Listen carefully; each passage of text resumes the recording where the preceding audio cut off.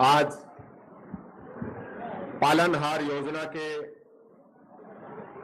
इस लाभार्थी सम्मेलन के हमारे मुख्य अतिथि प्रदेश के यशस्वी मुखिया परम श्रद्धेय अशोक जी गहलोत साहब, मंच पर मौजूद हमारे वरिष्ठ मंत्री शांति धारीवाल जी, महेश जोशी जी, लालचंद कटारिया जी, अशोक चांदना जी, भजनलाल जी जाटव साहब, हमारी सीएस मैडम उषा शर्मा जी, कुलदीप राका जी, यहाँ हमारे बोर्ड के चेयरमैन गोदारा साहब, सविता बेनीवाल जी, विधायक गंगा देवी जी, विधायक बुरानिया जी, हमारे महेंद्र जी गहलोत साहब, हमारे बेनीवाल जी विधायक साहब और निखिल डे जी मंच पर मौजूद हैं।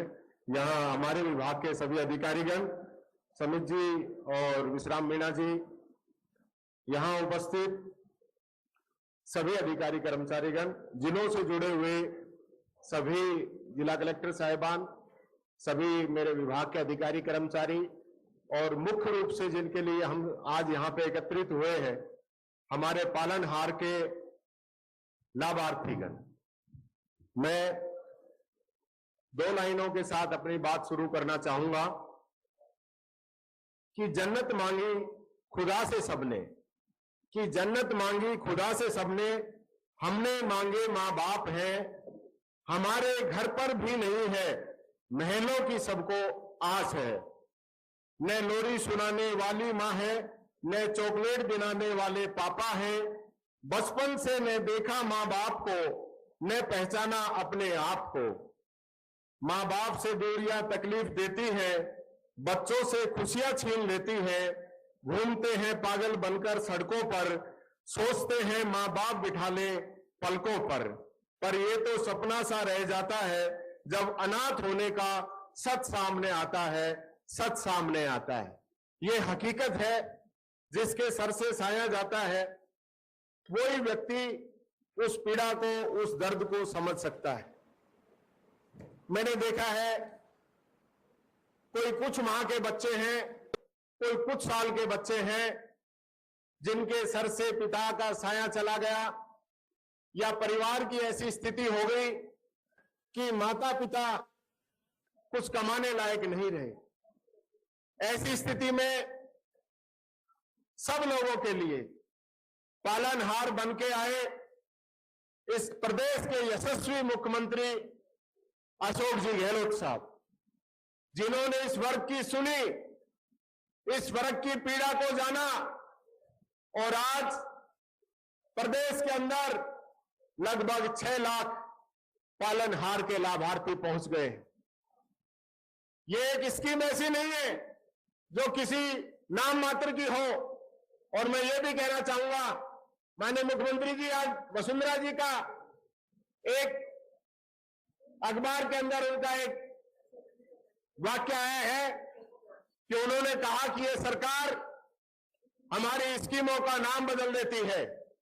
मैं ये कहना चाहूंगा कि पालनहार की स्कीम वसुंधरा जी ने शुरू की थी और उनके पिछले कार्यकाल में रही और इस कार्यकाल में भी वो लोग रहे, इससे पहले वाले में, लेकिन उन्होंने इस पालनहार की राशि में कोई बढ़ोतरी नहीं की, न संख्या में बढ़ोतरी करी। उस समय जब स्कीम हुई थी मात्र 1000 के अंदर इसके लाभार्थी थे और आज मैं गर्व से कह सकता हूं हमारी सरकार ने इस स्कीम के अंदर 6 लाख से अधिक लाभार्थी इस स्कीम के अंदर दिए।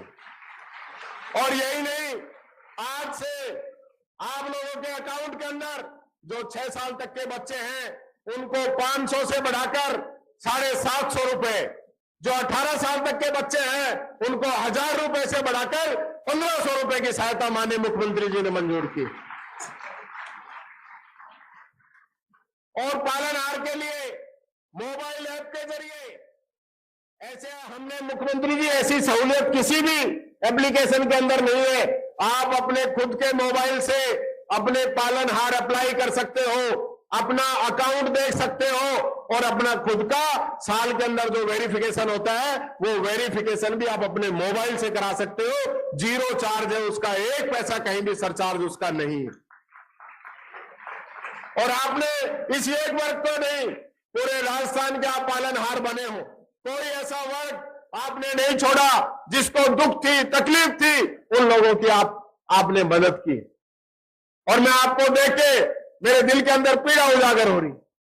मेरे दिल के अंदर आपके लिए कोई शब्द नहीं है कि जो व्यक्ति आज इस पीड़ा के अंदर हो और उन्होंने कहा कि नहीं, पालनहार का कार्यक्रम में मेरे पैर में चाहे लगी हो, मैं कार्यक्रम कैंसिल नहीं करूंगा, मैं कार्यक्रम के अंदर आऊंगा। ये आपकी दिल की जो धड़कन है वो बताती है कि आम आदमी के लिए, गरीब आदमी के लिए आपके अंदर कितना दर्द है। इतना दर्द शायद और कोई मुख्यमंत्री होता तो कोई 5 स्टार बड़े हॉस्पिटल के अंदर एडमिट रहता और सरकार तो जैसे चलती है ऐसी चलती रहते वो कहता। लेकिन मैं देख रहा हूं आपने उसी दिन रात को आपका स्टेटमेंट आया कि पैर के अंदर थोड़ी चोट लगी है। मैं सबको धन्यवाद देता हूं जो आपने मेरी कुशल क्षेम जानी।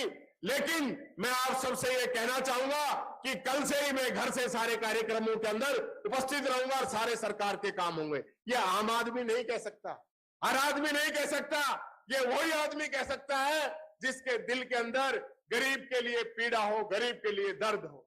मैं देखता हूं किस प्रकार से आपने कैंप लगाए, 10-10 योजनाओं का लाभ आपने कैंपों के अंदर दिया।